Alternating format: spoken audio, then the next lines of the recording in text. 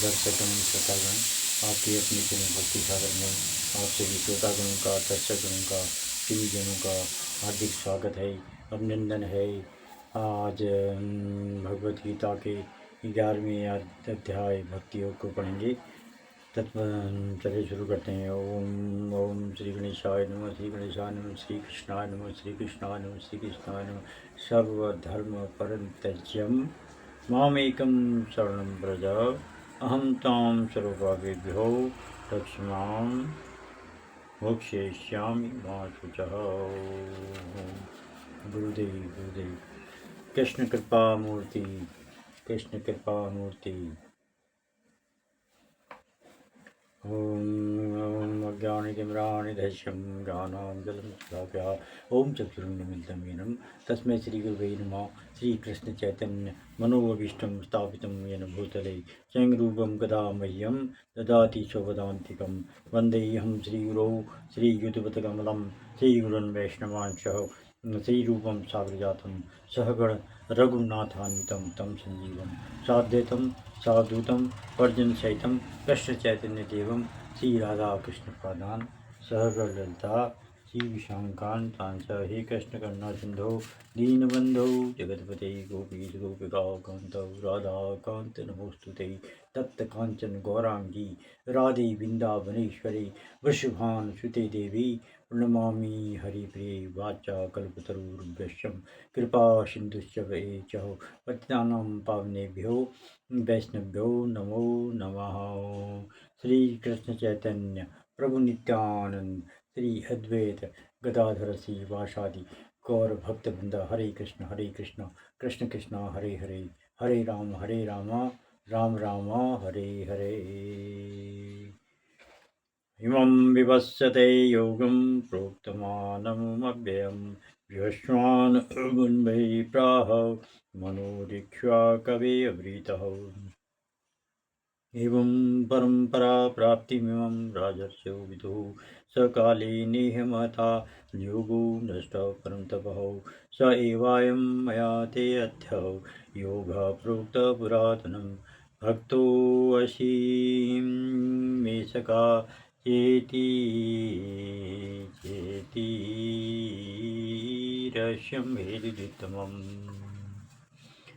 परं ब्रह्म परं धाम पवित्रं परं भवान् पुरुषं शाश्वतं दिव्यादिमीत दिव्यादिदेवमजं विभुम् आभूषत्वयामृशं सर्वे देवर्षि नारदस्ततः असितो देवलो व्यासः स्वयं चैव ब्रवीषि मे सर्वमेतदृतं मन्ये यन्मा वदसि केशव। नहि ते भगवन् व्यक्ति विदुर्देवा न दानवः। ओम अथैतदप्यशक्तोऽसि कर्तुमद्योगमाश्रितः सर्वकर्मफलं त्यागं ततः कुरु यथात्मवान्।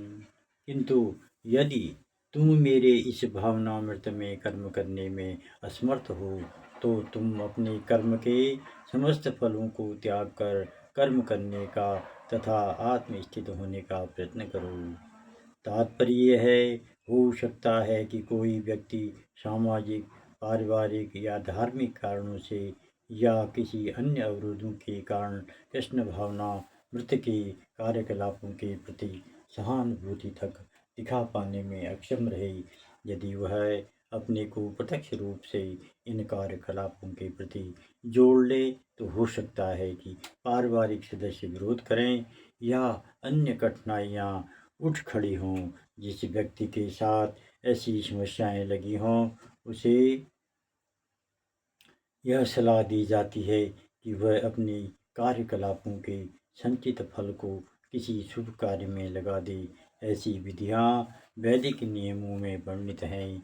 ऐसे अनेक यज्ञों तथा पुण्य कार्यों अथवा विशेष कार्यों के वर्णन हुए हैं जिनमें अपने पिछले कार्यों के फलों को प्रयुक्त किया जा सकता है।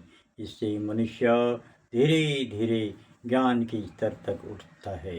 ऐसा भी पाया गया है कि कृष्ण भावनामृत की कार्यकलापों में रुचि न रहने पर भी जब मनुष्य किसी अस्पताल या किसी सामाजिक संस्था को दान देता है तो वह अपने कार्यकलापों की गाढ़ी कमाई का परित्याग करता है। यहाँ पर इसकी भी संस्तुति की गई है, क्योंकि अपने कार्यकलापों के फल के परित्याग के अभ्यास से मनुष्य क्रमशः अपने मन को स्वच्छ बनाता है और उस विमल मन स्थिति में वह कृष्ण भावनामृत को समझने में समर्थ होता है।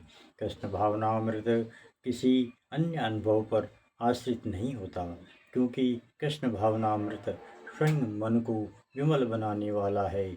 किंतु यदि कृष्ण भावनामृत को स्वीकार करने में किसी प्रकार का अवरोध हो तो मनुष्य को चाहिए कि अपने कर्म फल का परित्याग करने का प्रयत्न करे। ऐसी दशा में समाज सेवा, समुदाय सेवा, राष्ट्रीय सेवा, देश के लिए उत्सर्ग आदि कार्य स्वीकार किए जा सकते हैं, जिससे एक दिन मनुष्य भगवान की शुद्ध भक्ति को प्राप्त हो सके। भगवत गीता में ही कहा गया है, यतः प्रवृत्ति भूतानां, यदि कोई परम कारण के लिए उत्सर्ग करना चाहे तो भले ही वह यह न जाने कि वह परम कारण कृष्ण है, फिर भी वह क्रमशः यज्ञ विधि से समझा जाएगा कि वह परम कारण कृष्ण ही है। श्रेयो हि ज्ञानमभ्यासात् ज्ञानाध्ययनं विशिष्यते ध्यानात् कर्म फलत्यागस्तत्यागात् शान्तिरन्तरम्। यदि तुम यह अभ्यास नहीं कर सकते तो ज्ञान के अनुशीलन में लग जाओ, लेकिन ज्ञान से श्रेष्ठ ध्यान है और ध्यान से भी श्रेष्ठ है कर्म फलों का परित्याग, क्योंकि ऐसे त्याग से मनुष्य को मन शांति प्राप्त हो सकती है। तात्पर्य है, जैसा कि पिछले श्लोकों में बताया गया है, भक्ति के दो प्रकार हैं, विधि विधानों से पूर्ण तथा भगवत प्रेम की आसक्ति से पूर्ण। किंतु जो लोग कृष्ण भावनामृत के नियमों का पालन नहीं कर सकते, उनके लिए ज्ञान का अनुशीलन करना श्रेष्ठ है, क्योंकि ज्ञान से मनुष्य अपनी वास्तविक स्थिति को समझने में समर्थ होता है। यही ज्ञान क्रमशः ध्यान तक पहुँचाने वाला है और ध्यान से क्रमशः परमेश्वर को समझा जा सकता है। ऐसी भी विधियाँ हैं जिनसे मनुष्य अपने को परम ब्रह्म मान बैठता है। और यदि कोई भक्ति करने में असमर्थ है तो ऐसा ध्यान भी अच्छा है। यदि कोई इस प्रकार से ध्यान नहीं कर सकता तो वैदिक साहित्य में ब्राह्मणों, क्षत्रियों, वैश्यों तथा शूद्रों के लिए कतिपय कर्तव्यों का आदेश है, जिसे हम भगवद गीता के अंतिम अध्याय में देखेंगे। लेकिन प्रत्येक दशा में मनुष्य को अपने कर्मफल का त्याग करना होगा, जिसका अर्थ है कर्मफल को किसी अच्छे कार्य में लगाना। ओम तत्सदिति श्री भगवद्गीतां उपनिषत्सु ब्रह्म विद्यायां योगशास्त्रे श्री कृष्ण अर्जुन संवादे भक्ति योग। श्री कृष्णाय गोविंद।